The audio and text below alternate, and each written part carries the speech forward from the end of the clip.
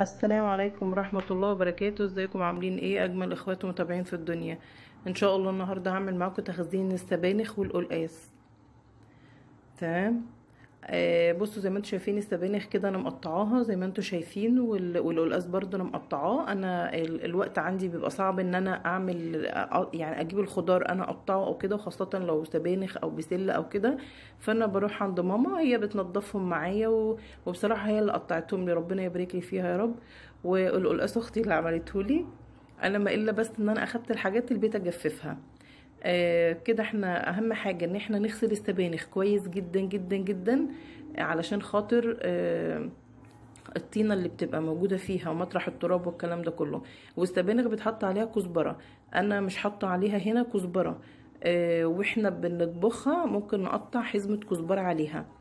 انا بصراحه لو ما لقيتش كزبره عليها، انا كده كده بقللها زي الملوخيه، يعني التقليه بتاعتها بتبقى زي الملوخيه. زي ما انتم شايفين الميه بتاعتها وسخه جدا، فانا هشطفها كذا مره، يعني انا هشيلها كده وهرجع اشطفها تاني. تمام. اهم حاجه النظافه بقى في الحاجات دي، يعني ان احنا نغسل الخضار كويس قوي. بس ويا ريت اللي ما اشتركش معايا في القناه يشترك، يعمل اشتراك كده هون ويسيب لي كومنت حلو منه. وكده انا هنعمل القلقاس زي ما انا قلت لكم. انا القلقاس ما بعرفش اقطعه، لان هو بيتمسح. هو القلقاس مش بيتقطع ويتغسل، القلقاس بيتمسح. لازم تقطعي وفي حته تبقى جنبك كده تقعدي تمسحي بيها. فبصراحه انا اختي اللي عملته لي. وانا بس ايه خدته انا هحطه في الاكياس، يعني بصراحه انا هتعب واحطه في الاكياس. انا عامله كميه برضو قليله لان انا ما فيش حد عندي بياكل قلقاس، يعني انا بس، وان شاء الله يعني بحاول اخلي الولاد ياكلوه. بس وزي ما انتم شايفين كده القلقاس ما بيتغسلش، هيتحط في الاكياس على طول ويتشال في الفريزر. وطريقه السلق برضو هبقى اعملها معاكم، لان انا السلق انا عاملاه وحطاه في الفريزر. يعني انا كنت عاملاه في بطرمان كده وحطاه في بطرمان او في علبه وبشيله في الفريزر، بحيث ان انا اطلع السلق احطه على الشوربه وايه و- واخد معلقه. اطلع القلقاس احطه على الشوربه واخد معلقه السلق عليه. فانا هوريكم السلق ده ان شاء الله في مره ابقى اعمله معاكم واوريه لكم. بس وكده ان شاء الله انا هعمل معاكم بقى ايه، هوريكم تخزين السبانخ، لان السبانخ هي اللي ليها طريقه في التخزين يعني. الله اعلم حد بيخزنها بنفس الطريقه ولا هي الطريقه دي. يعني انا ما اعرفش، بس انا وماما واخواتي كلنا بالطريقه دي.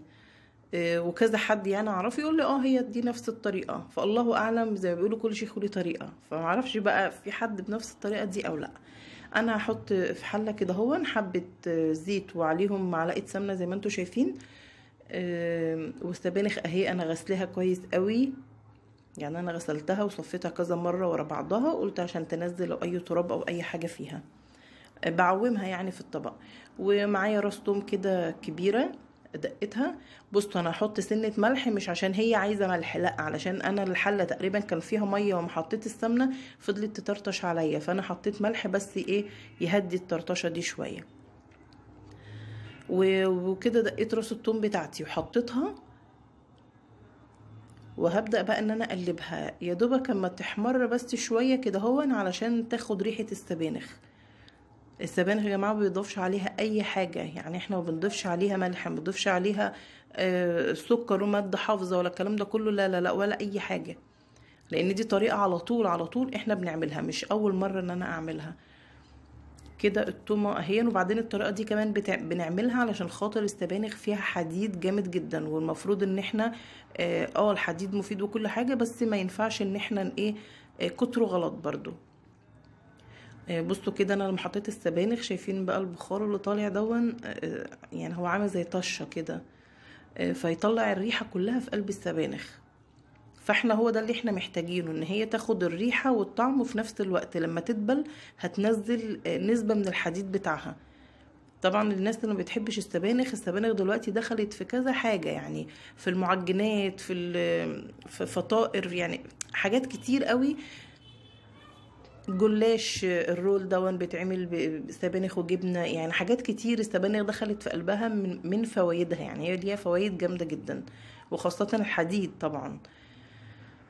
بس زي ما انتم شايفين بقى انا حطيت السبانخ اهو، مش هضيف عليها اي حاجه نهائي اكتر من ان انا هقعد اقلبها لغايه ما تدبل، وفي نفس الوقت هقلبها علشان خاطر التومه اللي انا حطاها تاخد الريحه في قلب السبانخ كلها.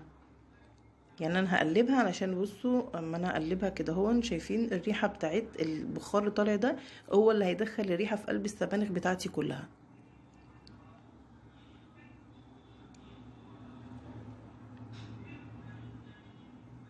وبشكر كل متابعيني طبعا. يعني الحمد لله الحمد لله بقيت 2000 مشترك، عقبال المليون يا رب ادعولي.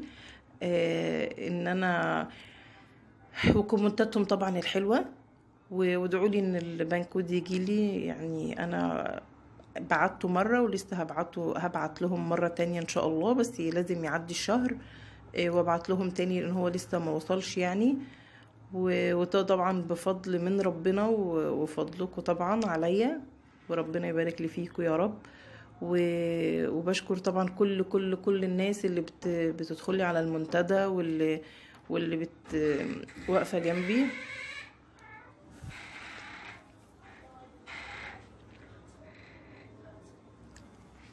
بس بص انا قلبت كده هو لغايه ما ايه دبلت، انا مش عايزه اكتر من ان هي تدبل.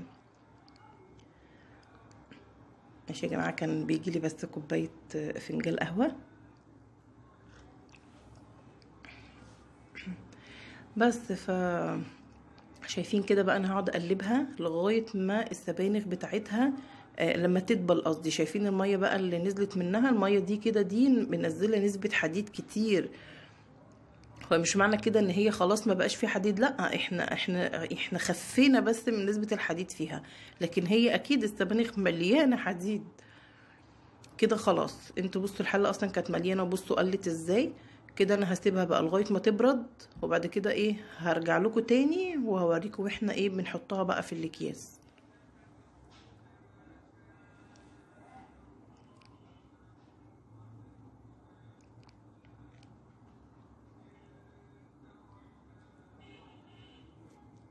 هي قلت كتير يعني، انا ما ضفتلهاش ميه ولا اي حاجه كده. بصوا هي دبلت اهي خلاص معانا، بردت قصدي. وشايفين المية اللي نزلت منها دي، احنا مش هناخد المية دي خالص كلها يعني، احنا هناخد بس جزء منها في قلب الكيس حبة كده. كده كده احنا بنحطها على شوربة، فمش محتاجين المية اللي نزلت منها دي خالص. هي كمان كلها اخدت الريحة وريحة الثوم والزيت والحاجات دي والسمنة، هي دخلت كلها في قلب بعضها.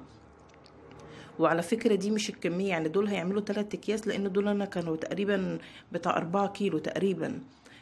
لكن انا اصلا كنت عامله ومخزناه قبل كده، فدول يعني جه قدامي فانا جبتهم عملتها يعني. بس انا اصلا انا كنت عامله سبانخ قبل كده، فانا قلت دول لازم اعملهم قصادكم. شايفين الميه اللي نزلت منها دي هنرميها خلاص مش محتاجينها. فحد يقول بقى تخزين 3 اكياس، لا انا كنت مخزنه قبل كده، بس انا قلت ايه الحبه دول اعملهم معاكم ايه تشوفوهم يعني. وان شاء الله في فيديوهات تانية هوريكم برضو البسله والجزر. هوريكم يعني ان شاء الله الفيديوهات الجايه ان شاء الله فيها حاجات تخزين. وطبعا ما تنسونيش طبعا في اللايك والشير والاشتراك في القناه وتفعيل زر الجرس عشان يوصلكم كل فيديو جديد انا بنزله. وبشكركم طبعا لدعمكم ليا، والسلام عليكم ورحمه الله وبركاته.